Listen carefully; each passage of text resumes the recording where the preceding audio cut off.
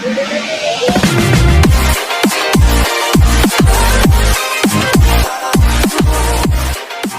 kota hiduplah seekor anjing nakal yang bernama Buck. Ini babangusnya, dia bukanlah anjing kandang ataupun anjing jalanan, dan majikannya adalah seorang hakim kaya raya di kota tersebut, sehingga tak ada satupun masyarakat yang berani menyentuh Buck meskipun dia melakukan kenakalan di mana-mana. Sepulangnya Buck ke rumah, terlihat para pelayan yang sedang menyiapkan hidangan untuk memperingati hari ulang tahun majikan mereka sekaligus majikan Buck sendiri. Meski orang-orang sangat takut kepada Buck karena mereka tahu pemiliknya, namun tanpa mereka sadari bahwa majikannya sendiri sangat tidak nyaman, bahkan cenderung membenci sifat nakal yang dimiliki oleh piaraannya tersebut. Dan puncaknya ketika acara ulang tahun tengah berlangsung dan sesi foto dilakukan, tiba-tiba Buck datang dengan sebuah daging di mulutnya, dan betapa kecewanya sang majikan ketika melihat hidangannya yang telah hancur oleh kenakalan anjingnya tersebut. Singkat cerita, malam pun tiba. Karena terlalu kesal dengan kelakuan Buck, si pengacara meminta agar Buck merenungi apa yang telah dia lakukan tadi siang dan membiarkannya tidur di luar. No, not now, Buck.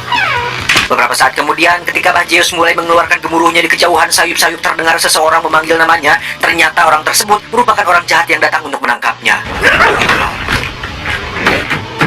Dan setelah tertangkap, dia langsung dibawa ke sebuah tempat yang dipenuhi dengan kandang anjing di dalamnya. Ketika dia hendak melarikan diri, dia langsung dihadang oleh seorang penjaga dengan sebuah pentungan di tangannya. Karena tidak ingin terluka, dia pun memilih untuk pasrah tanpa melawan kehendak orang tersebut. Good.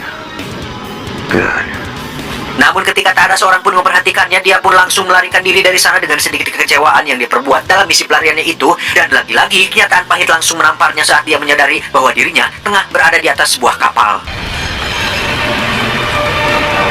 Singkat cerita, akhirnya Buck sampai di sebuah pelabuhan tempat di mana dia akan dijual. Namun karena di sana ada salju, Buck sempat merasa aneh ketika pertama kali menginjaknya. Lalu sekali lagi Buck berhasil melarikan diri dan tidak sengaja bertemu dengan seorang pria tua yang hendak pergi ke sebuah tempat pengasingan untuk menenangkan diri.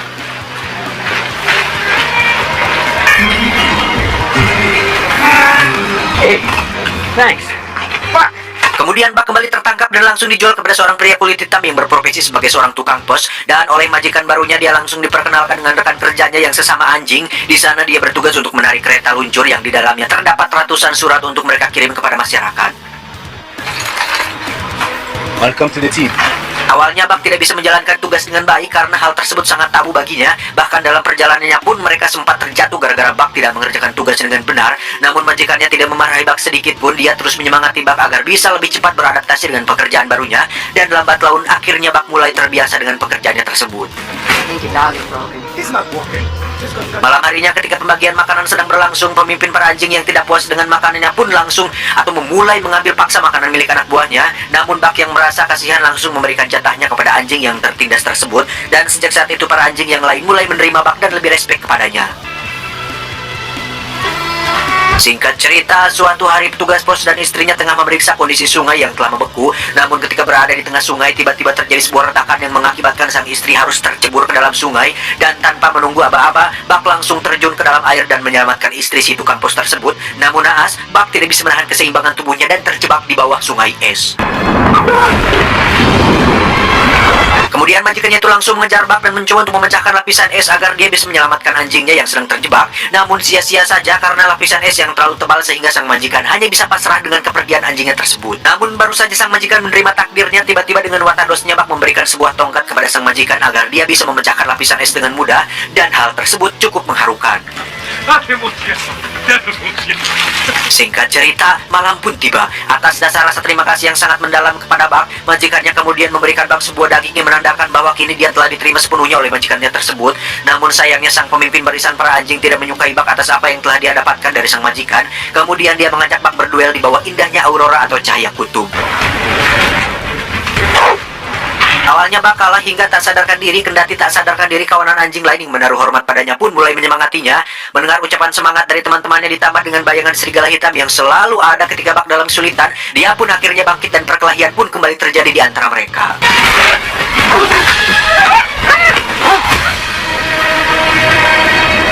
Karena dalam kawanan hanya ada satu pemimpin, maka pemimpin yang lama memutuskan untuk meninggalkan mereka dan menjadikan Buck sebagai pemimpin barunya. Keesokan harinya Buck diangkat sebagai pemimpin baru untuk berdiri di garda paling depan demi mengangkut harapan untuk semua orang yang kini tengah berdiri menunggu mereka di kantor pos. Dalam kepemimpinan Buck, berbagai tantangan dan rintangan alam dihadapinya dalam perjalanan mereka. Longsoran salju hampir mengubur mereka, tapi intuisi Buck sebagai seorang pemimpin, akhirnya dia dan tim bisa melewatinya, dan berkat Buck juga akhirnya untuk pertama kali tukang surat berhasil dikirim ke kantor pos tepat waktu.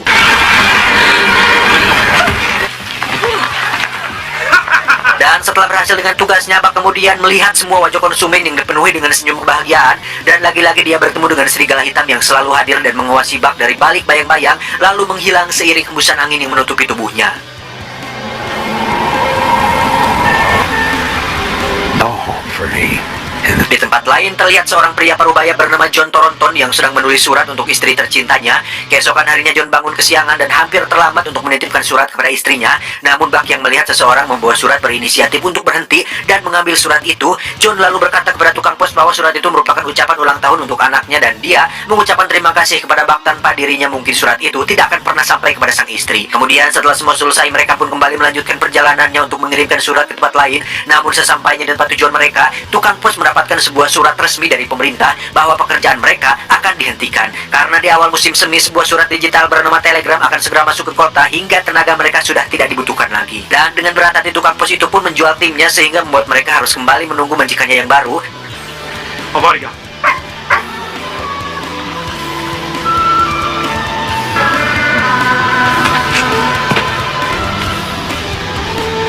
Suatu ketika datang seorang saudagar kaya pemburu emas bernama Hal. Ia datang untuk membeli semua kawanan anjing yang nantinya akan dipekerjakan sebagai penarik kereta untuk membawa berbagai keperluannya yang sangat berat. Dan benar saja, Buck dan timnya tidak bisa bergerak sedikit pun karena kapasitas yang dibawa Hal sudah melampaui kemampuannya. Ketika Hal mulai merajuk, dia berniat untuk memberi Buck pelajaran. Namun beruntung, John yang melihat anjing penyelamatnya akan disiksa langsung menghampiri Hal dan memintanya untuk tidak melakukan hal tersebut.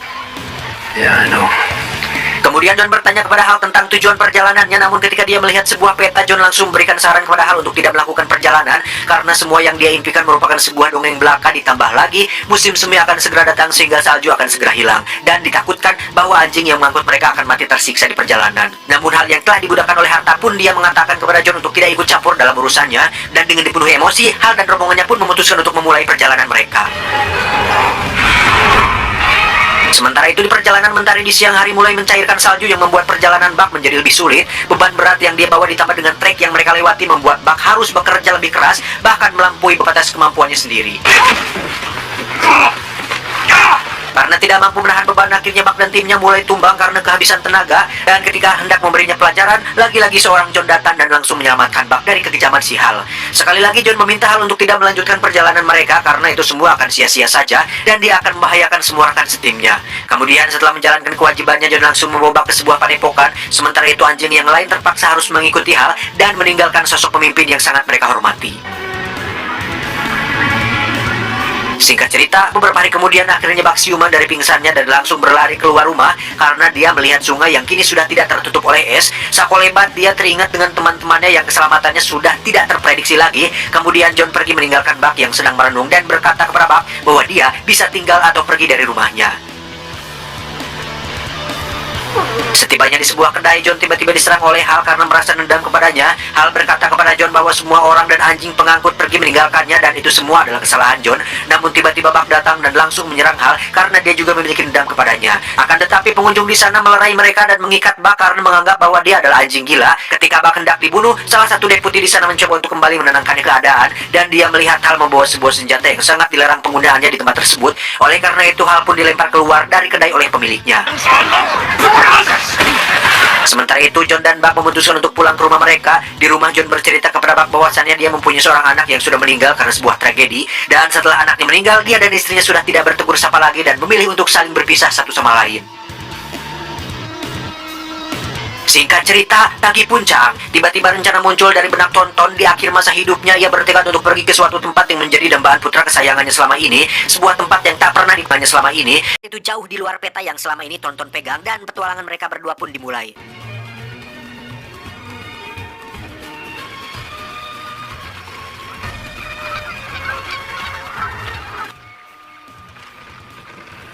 Sementara itu, beberapa hari setelah John dan Buck berangkat, ternyata Hal datang ke kediaman John untuk membunuh mereka berdua. Namun karena tidak ada siapa-siapa di sana, barang berharga milik si John pun dihancurkan. Di sana Hal menemukan sebuah peta perjalanan milik John yang selama ini dia cari, dan tanpa menunggu lama dia pun mengambil peta tersebut dan langsung pergi ke tempat mereka berdua saat ini. Di sisi lain, akhirnya setelah melakukan perjalanan panjang yang melelahkan, mereka berdua pun sempat ke tempat tujuan mereka, dan ternyata semua yang dikira John hanyalah dongeng belaka merupakan sebuah kenyataan.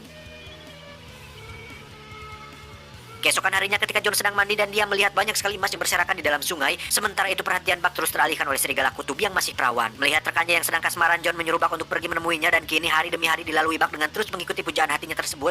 Meski hanya bisa melihat dari kejauhan, tapi Buck tidak pernah patah semangat untuk menggait pujaan hatinya tersebut, hingga terbentuklah sebuah momen ketika salah satu serigala kutub yang sewat masuk ke dalam sungai dan terombang-ambing oleh derasnya air sungai tersebut. Karena tidak ada satupun serigala yang menolongnya, Buck dengan respon yang cepat langsung menyelamatkan serigala itu dari kematian.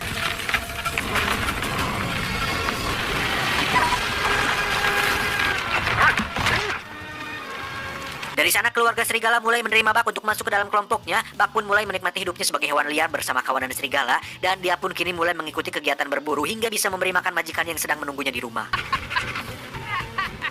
Sementara itu, John yang semakin menyadari bahwa Buck mulai linghas memutuskan untuk kembali ke kampung halamannya sendirian tanpa membawa Buck bersamanya. John pun berkata bahwa besok dia akan pulang ke rumahnya. Dia meminta agar Buck bisa datang besok pagi untuk mengucapkan selamat tinggal kepadanya. Singkat cerita, malam pun tiba. Ketika John sedang menulis surat, tiba-tiba dia mendengar sebuah suara aneh dari luar. Dan saat diperiksa keluar, John hampir saja tertembak oleh seseorang. Karena kaget, John tidak sengaja melemparkan sebuah damar hingga membuat pondoknya terbakar. Dan ternyata Hal merupakan dalang di balik penembakan yang terjadi barusan. Buck yang mendengar ada suara tembakan langsung pergi menuju kediaman John untuk memeriksa situasi majikannya.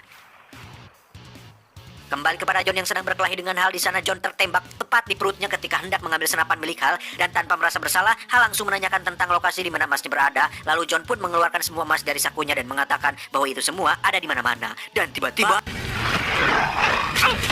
Buck pun langsung mengangkat dan melemparkan Hal ke dalam pondok yang sudah dilahap api, dan Hal pun akhirnya tewas bersama terbakarnya pondok yang pernah Buck dan John tinggali.